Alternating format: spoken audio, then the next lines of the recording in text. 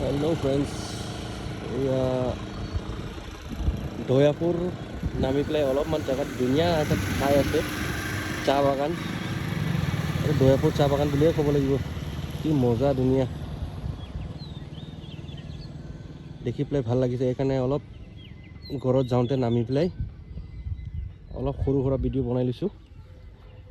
এইফালে ক'লা ধুমুহা বৰষুণ আহি আছে। এতিয়া মই গৈ আছোঁ মোৰ বাইক লৈ মোৰ গাঁও। বৰষুণ তিতি অৱস্থা নাই। এয়া মই এইখন ৰাস্তা, কি মজা বৰষুণ আহি আছে।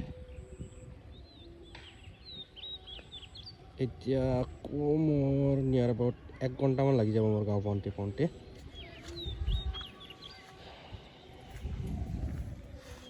ঠিক আছে দোষ লগ গৈ থাকোঁ আৰু।